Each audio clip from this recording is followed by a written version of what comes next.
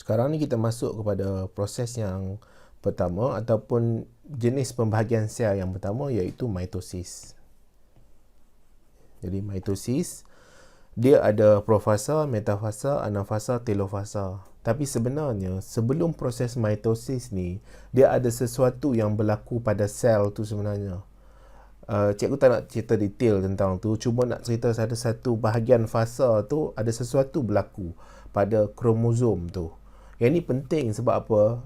Kalau tak terang yang ni, kamu akan susah nak faham kenapa dia boleh ada sama sel, sama bilangan kromosom, ataupun dia menghasilkan sel anak yang sama dengan sel induk. Dua sel anak yang dihasilkan tu adalah sama dengan sel induk, tak ada beza langsung. Boleh ya? Sebelum kita masuk mitosis, kita cerita sikit lah. Kita bincangkan sikit, cuba fahamkan sikit proses yang berlaku sebelum proses mitosis ni, iaitu proses profasa, metafasa, anafasa, telofasa. Sebelum tu apa berlaku? Okey, yang ini semestinya berlaku di dalam nukleus. Sebab apa? Dia melibatkan kromosom. Jadi cikgu ada lukis kat sini. Yang ni adalah nukleus lah. Jadi apa yang berlaku, dia panggil sebagai, waktu tu dipanggil sebagai interfasa. INTERFASA, interfasa. Di dalam tu pastinya ada nukleus lah. Okay, ada nukleus. Jadi kita pilih warna kontra sikit. Yang ini berlaku waktu bila? Sebelum proses mitosis. Okay, sebelum proses mitosis. Jadi yang ini berlaku dekat mana? Dekat sel. Lagi spesifik dalam mana? Dalam nukleus. Dalam nukleus tu ada apa? Ada kromosom. Yang ini yang melibatkan apa yang berlaku pada kromosom tu. Sebab kromosom ni penting. Sebab dalam genetik ni, kromosom tu yang akan memberi kesan kepada ciri kepada manusia tu. Ia akan diwariskan daripada nenek pergi ke ayah kamu pergi ke kamu pergi ke anak kamu pergi ke cucu kamu. Pewarisan tu melibatkan kromosom tu. Okey. Jadi sekarang kita pergi pada interfasa. Ada satulah fasa dalam interfasa ni. Tapi tak naklah cerita tu sebab tak ada dalam silibus kamu. Tapi yang ada, apa yang berlaku dekat interfasa, yang ni dalam nukleus, kita pergi kepada kromosom. Jadi kita ada kromosom, bentuk dia macam ni. Boleh ya? Kromosom. Bentuk dia macam ni lah kromosom. Boleh lah ya? Tak ada lah masalah sangat bentuk kromosom ni. Kamu boleh faham kan dia bentuk macam tu. Sebab kenapa cikgu lukis macam tu, dia ada macam mana kita nak tengok nanti dalam seterusnya. Apa yang berlaku dekat waktu interfasa ni? Waktu ni berlaku duplikasi, replikasi. Dia ada sebab lah kenapa nama dia macam tu. Tapi tak apalah, tak payah kamu detailkan lagi kenapa. Just nak terangkan waktu interfasa ni ada berlaku duplikasi dan replikasi. Apa sebenarnya yang berlaku? Kamu tengok betul-betul. Dia akan salin diri dia dan akan hasilkan salinan yang sama dengan yang asal. Sekali lagi, dia akan salin diri dia, akan hasilkan salinan yang sama dengan asal. Ni sekali lagi, cikgu ulang 3 kali dah ni. Dia akan salin diri dia. Apa yang salin diri dia tu? Kromosom akan salin diri dia, akan hasilkan salinan yang sama dengan yang asal, kromosom tu.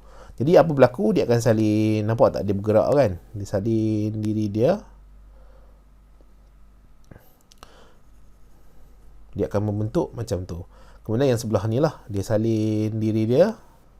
Kemudian dia akan hasilkan bentuk yang sama ataupun lengan yang sama. Jadi asalnya yang mana? Asal dia yang ini. Asal dia yang ini. Okey, nombor 1 ni. Nombor 1. Kemudian yang dia salin tu yang mana? Salin yang ini. Yang ini. Yang ini nombor 2. Nombor 2. Nombor 1 dengan nombor 2 sama ke tak? Sama. Tak ada beza langsung. Dia memang jenis photostate yang mesin sangat-sangat berkualiti. Hasilkan dia, penghasilan dia tu tak ada beza langsung. Semua ciri-ciri yang ada pada nombor 1 tu ada pada nombor 2. Boleh ya? Itu yang berlaku pada duplikasi, replikasi sebelum dia masuk mitosis. Yang ni berlaku di mana? Berlaku di sel. Lagi spesifik dekat mana? Dalam kromosom. Dalam nukleus. Duplikasi, replikasi. Sekarang cikgu nak ajar macam mana nak kira kromosom. Okay? Macam mana nak kira kromosom? Kromosom kadang-kadang kamu nampak dia, mana nak guna warna ni kot. Okey.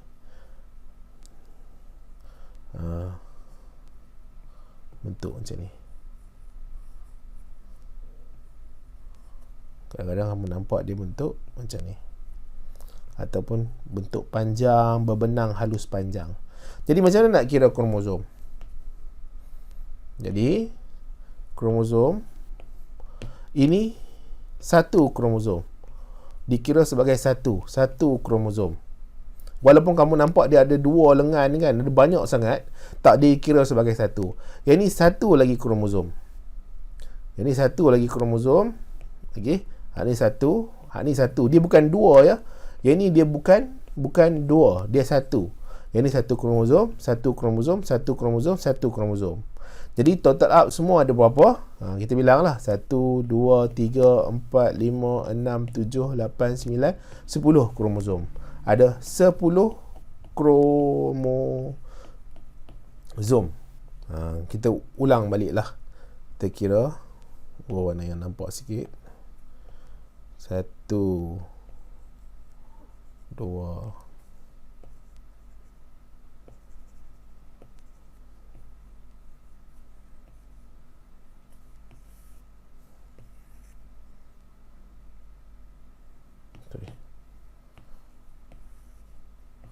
jadi ada berapa kromosom semua? Sini 1, ni 2, ni 3, ni 4, ni 5, ni 6, ni 7, ni 8, ni 9. Kalau cikgu buat macam ni, dia jadi 10 kromosom. Jadi pengiraan dia macam tu lah. Nak bagi kamu faham, supaya nanti kita boleh come out kan dengan kita punya conclusion, datangkan dengan kita punya kefahaman. At the end, hujung sekali, bilangan kromosom akan sama dengan yang asal. Okey, kita pergi pada profasa. Jadi profasa. Jadi kat sinilah profasa. Yang ni bukan manusia lah. Kalau manusia kena ada berapa bilangan kromosom? Kena ada 46 kromosom. 46 kromosom. Tapi masalahnya kat dalam ni, dia bukan ada 46 kromosom. Dia ada 1, 2, 3, 4 saja kromosom dia. Dia bukan ada 46 kromosom. Okey. Kemudian yang ini kita panggil dia, yang ini dua-dua ni kita panggil dia kromatid kembar. Nak panggil kromosom boleh tak? Boleh, tak ada masalah. Nak panggil kromosom pun boleh, nak panggil kromatid kembar pun boleh.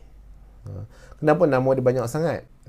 Bolehlah kamu nak tanya, tapi tak payahlah pening-pening kepala nak tahu sampai tahap tu kan. Nanti lagi banyak kamu kena belajar, nanti lagi banyak kamu nak kena ingat.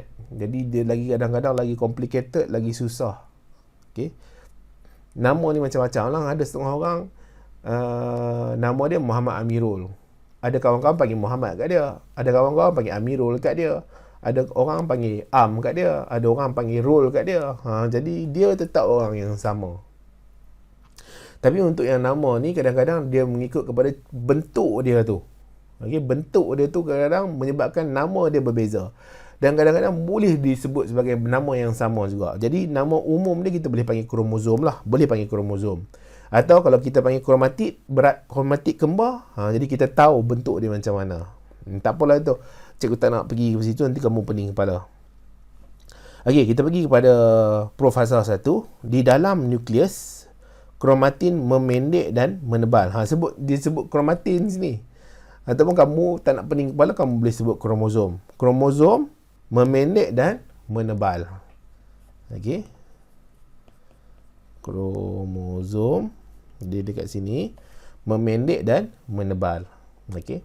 Struktur kromosom dapat dilihat dengan mikroskop. Nak tahu struktur kromosom dapat dilihat dengan mikroskop.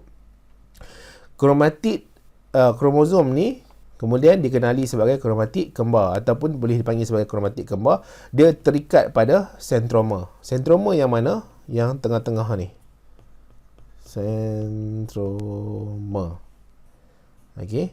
Membran nukleus terurai. Sepatutnya dia ada membran nukleus yang mengelilingi kromosom. Dia terurai. Dia habislah. Dia musnah, dia hilang. membran nukleus terurai. Nukleolus menghilang. Ia ni benda-benda yang ada dalam nukleus. Benda-benda yang ada dalam nukleus. Membran nukleus tu, dia macam pagar lah. Dia macam dia punya selaput yang melindungi dalam kromosom tu. Dia akan menyebabkan ada benda boleh masuk dalam nukleus, ada benda tak boleh masuk dalam nukleus. Nukleolus pula, dia adalah tempat penghasilan ribosom sebenarnya, tapi tak ada dalam silibus kamu. Jadi nukleus menghilang. Sentriol akan bergerak ke kutub yang bertentangan. Sentriol yang mana? Sentriol yang ini. Jadi sentriol ni kemudian dia dekat lah. Okey, dia dekat. Kemudian dia akan bergerak ke kutub yang bertentangan. Gentian gelendung akan terbentuk. Cikgu tulislah sentriol. Yang ini adalah gentian gelendung. Gentian gelendung akan terbentuk. Jadi itu adalah apa yang berlaku di profasa. Kemudian kita tengok apa yang berlaku di metafasa. Jadi seterusnya, subfasa yang kedua dalam mitosis adalah metafasa. Sentriol berada di kutub yang bertentangan. Sentriol yang mana? Yang ini sentriol. Sentriol berada pada kutub yang bertentangan. Macam mana dia boleh berada pada kutub yang bertentangan? Sebab dekat profasa dia bergerak ke arah kutub yang bertentangan. Dia bergerak. Okey. Jadi sentriol sekarang ni dah sampai ke kutub yang bertentangan. Okey. Kemudian kromosom, awak disebut kromosom kan? Tadi dia bagi tahu kromatin. Sekejap disebut kromosom.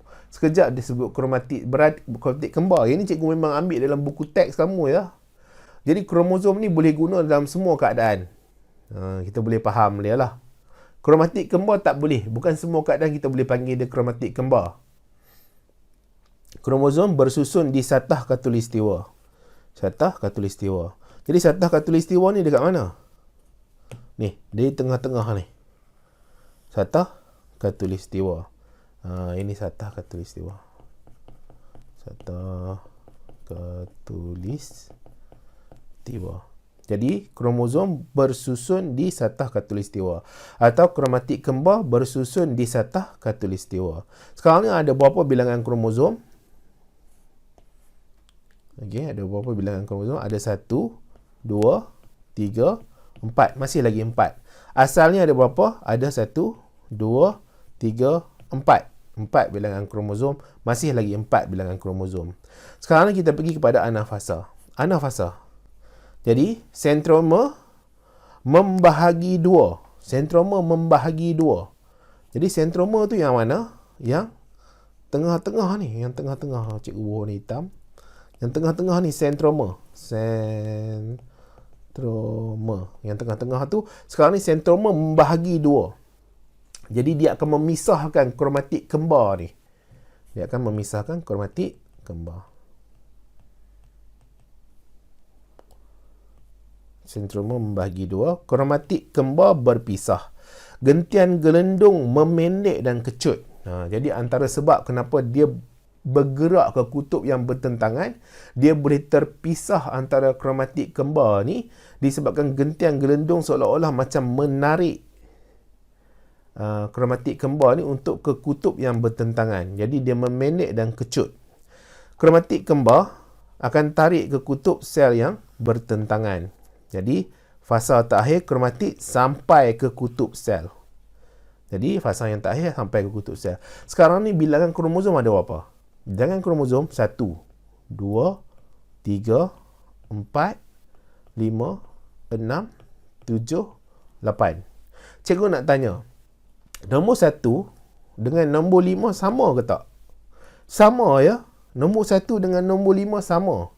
Kenapa nombor 1 dengan nombor 5 ni sama? Sebab yang menyebabkan dia boleh jadi, kamu tengok kat sini, ni kat sini, yang dia boleh jadi bentuk rama-rama ni adalah proses replikasi dan duplikasi yang berlaku sebelum mitosis. Dia salin diri dia. Jadi, bahagian yang ini warna hijau ni akan salin diri dia dan akan membentuk bahagian yang tepi ni. Okey. Dia akan sama. Kiri dan kanan tu akan sama. Cikgu harap kau boleh faham lah. Jadi, bila dia ditarik dan berpisah, nombor 1 dengan nombor 5 sama. Tak ada beza nombor 1 dengan nombor 5. Nombor 2 dengan nombor 6 sama. Nombor 3 dengan nombor 7 sama. Nombor 4 dengan nombor 8 sama. Jadi maksudnya, sel yang ini, yang akan jadi sel ni, dengan yang ini adalah sama. Cikgu letak sini A, sini B. Jadi A adalah sama dengan B. Tak ada beza langsung. Sebab apa? Sebab berlakunya replikasi dan duplikasi yang menyebabkan A dengan B ni sama. Kamu kena ingat, mitosis ni antara salah satu benda yang sangat penting. Kefahaman dia, induk yang awal, ni induk lah. Ni sel induk. Cikgu besarkan sikit lagi. Ni induk. Dia akan mengalami mitosis. Induk tu sendiri yang akan jadi sel anak. Dia sendiri yang terpisah jadi sel anak. Dan bila dia terpisah, dia akan hasilkan A dengan B ni sama. Tak ada beza langsung. Bilangan kromosom, yang ni masih lagi 4 kalau dia berpisah nanti. Yang ni akan berpisah. Okey, kamu tengok sini. Dia akan ada 4 kromosom. 1, 2, 3, 4 kromosom. Yang sebelah sini pun ada 1, 2, 3, 4 kromosom. Bilangan kromosom sama. Dengan A dengan B ini sama ke tak? Sama. Tak ada beza langsung. Boleh ya? Kemudian kita pergi pada telofasa. Telofasa. Jadi sekarang ni dah sampailah. Kromosom dah sampai ke kutub yang bertentangan. Jadi kromatik tadi tu, kromatik kembar tadi, kita panggil dia kromosom anak. Boleh nak panggil kromosom sahaja pun boleh, tak ada masalah. Tapi selalunya bila panggil kromosom anak ni, kita tahulah dia baru terpisah disebabkan tarikan oleh gentian gelendung. Kromosom mulai bentuk berbenang halus yang dipanggil sebagai kromatin. Nak panggil kromosom boleh tak? Boleh. Tapi kalau kita panggil kromatin, kita tahu dia berbentuk halus panjang. Okay? Kalau kita panggil dia kromatin, dia berbentuk halus panjang. Nukleus mula terbentuk, gentian gelendung mulai hilang, membran nukleus baru terbentuk. Telofasa diikuti oleh sitokinesis. Sitokinesis ni maksudnya apa? Dia akan terpisah secara total ataupun secara penuh. Terpisah. Dia tak ada lagi dah sambungan. Kalau kita tengok sini, seolah-olah dia ada sambungan dekat sini. Ni, kat sini ni ada sambungan antara A dengan B. Sekarang ni, dia betul-betul terpisah. Dia dah tak ada hubungan antara A dengan B. Jadi kat luar ni dia ada plasma membran. Membran plasma ke plasma membran? Sebab dia kadang tertukar bahasa Melayu bahasa Inggeris kan. Jadi gentian gelendung dah hilang, tak ada dah gentian gelendung kat sini, akan membentuk nuklear membran. Jadi dalam ni pula akan membentuk nukleus. Nukleus ni adalah bentuk yang kompak lah. Nukleus. Yang ni nuklear membran. Membran nuklear ke nuklear membran? Kamu check lah balik ya. Cikgu ni selalu tertukar bahasa Inggeris bahasa Melayu. Nukleus. Boleh ya? Proses macam mana dia nak pisah asing, betul-betul asing ni adalah proses sitokinesis. Okey, sitokinesis.